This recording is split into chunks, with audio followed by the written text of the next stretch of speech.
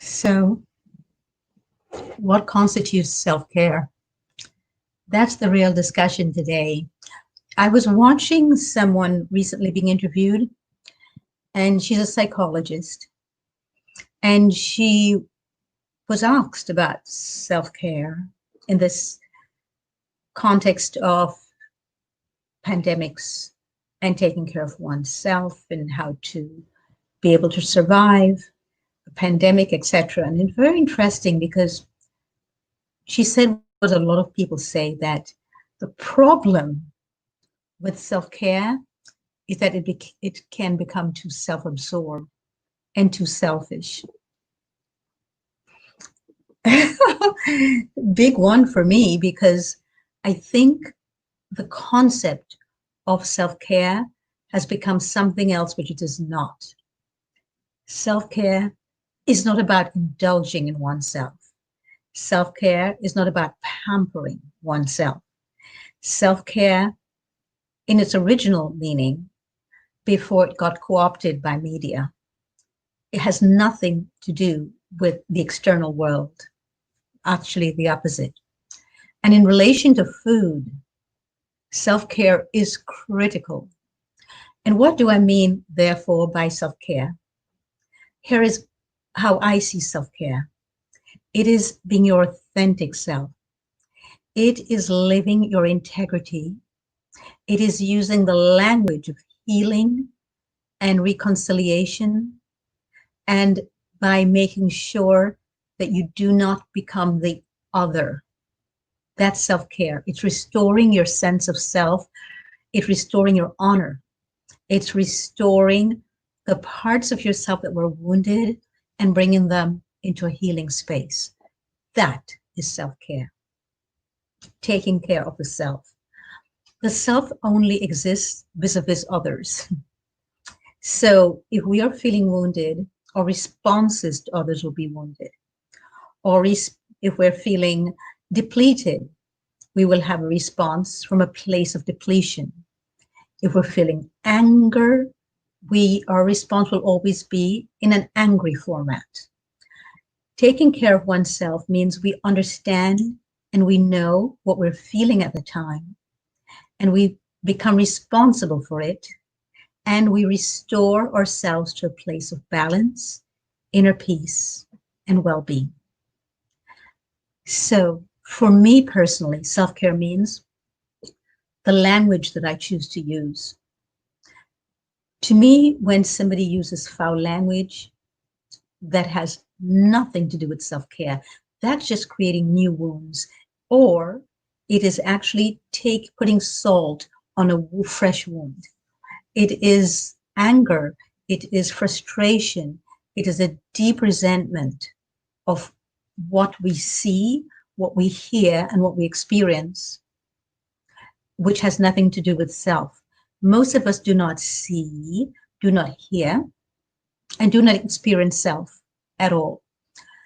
How do we do that? There are many ways. Being in silence is self-care. Not talking as much and listening more is self-care. I'm not talking about being invisible, becoming invisible and letting everyone else have their say and you have absolutely none. But you don't have to share it or spread it in order to be seen or heard. The only person who has to see you and hear you is yourself. To me, that's self-care. See you, hear yourself, listen to your needs, be aware of them, partaking them, restore yourself by taking care of your own needs. When we do that, our needs will always be our own, and they will not be thrown at others, in accusation at others, and we will not demand that others fulfill our needs for us. Self-care, therefore, means living our integrity, living our truth, living from a place of well-being deep inside of us, from a well that's deep inside of us. And the only way to get to that well is to sit quietly in silence. Some people actually can go there the opposite way, by running.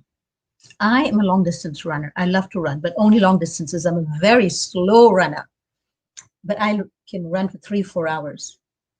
And that's the way also of getting in touch, of being marathon runners will understand this, of getting to really know yourself on a very deep level. We must know ourselves on a physical level in order to know ourselves, because we have come to this earth, which is a very dense space. And in this dimension, where everything is on the physical level, very deeply physical level. And that's why we have a body, so we can experience this dense form of being alive on earth. And so we must not reject it. Self-care, therefore, means taking care of this body in every way, shape, or form, through movement and motion, through replenishing or moisture or rivers or blood. It's the pH of the ocean is similar to the pH in our own blood. So we are part of the universe. We're made up of all the other elements of the universe and all of the other aspects of it, just as much as any other living being is made up of it as well. We also are, and we've forgotten that. We think we're separate. We think because we have some form of intelligence that makes us wiser and smarter and easier. And we've now actually begun to give the actual attribute of smartness to things. We talk about this one really amazes me, smartphones. We actually call phones smart. We're now talking about a smart TV. And then last week I heard about a smart pen. No, things cannot be, these attributes cannot be given to things. I never say a smartphone, because it's not true. This for me is self-care, how I take care of myself. I do not do what others are doing. I do not give my power away and use terminology that other people are using, because it's not true for me. And I know that a phone cannot be smart. I know that a refrigerator cannot be smart. I know that a vacuum cleaner ought not to be called a smart vacuum. I know it cannot be smart. So there seems to be a need for us to feel more intelligent, smarter, and have things around us that we can attribute this to. That's the lack of self-care that allows us to do that. Self-care means that we get to really know ourselves on a very intimate level. Once we know ourselves on an intimate level, it's very interesting how our relationship with food shifts.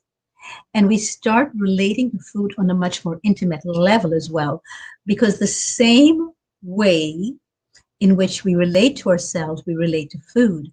If we dishonor ourselves, we'll dishonor food by eating things that are food-like, but they're not food. They're just food-like substances. If we honor ourselves by being simple in our needs and in our attention and in what we require of ourselves, we will do the same with food as well. We won't be looking for some elaborate dessert or an elaborate meal. We will be just as thrilled with, and even more so actually, by picking a strawberry from the field, going to a strawberry field or blueberry field and picking it there. Will we be just as thrilled with a pineapple? And we begin to value ourselves in a way that we never valued ourselves before.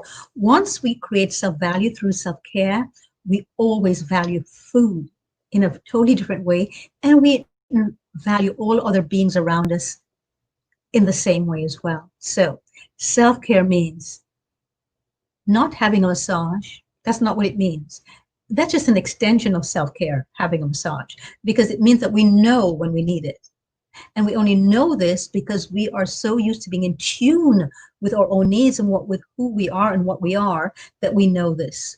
Self-care means being authentic with ourselves, being authentic with the universe, means being grateful for having a body in a specific space and time. Self-care means being completely and totally in tune with our breath, and how valuable and precious each in-breath is and every out-breath is. So sitting in meditation becomes a work of art, becomes a work of creation or recreation, of getting to know oneself. And meditation can be achieved while gardening. Anything which we lose or false sense of self, to me, is how I see meditation. And food ought to be a vessel that we actually celebrate, through which we find our sense of self, because food is made up of the same elements that we are made up of. So when we start taking care of ourselves, we start taking care of our food supply, and we no longer give it away to corporations and industries who will then do things like genetically alter the very genes of food and put the gene of a fish into a strawberry. It's honoring ourselves. That is self-care. And when we do that, and we honor every other living being, and we do not give our power away to others, once we do not give our power away to others, we become the most magnificent and the most celebrated aspect of ourselves. So please take a moment to sit with yourself today and find out, what part of yourself are you not honoring? What part of you do you need to spend time with, or to develop or redevelop? Because some of us lost it during our childhood. Some of us lost it while pursuing the almighty dollar or the pound or the shekel or the yen. And find out what aspects of ourselves we need to really start paying attention to. That's self-care, paying attention to our needs and meeting them for ourselves in a timely manner. So sleep, for example, is one way of taking care of oneself. Sleeping, going to bed at the time that our bodies want us, or our minds wants us to do so. And finding that mind-body balance, finding time for stillness, finding time for quiet, and finding time for peace. That's self-care. It doesn't mean anything that we demand or we do that's external. So please, when you hear someone else next time saying that people indulge in self-care, it's not an indulgence. It's simply a way in which we start connecting deeply to ourselves.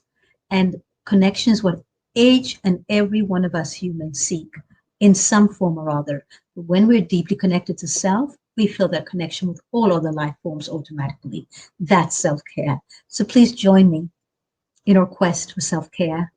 Be mindful, be bold, and please be ever present for yourself and your own needs. Thank you.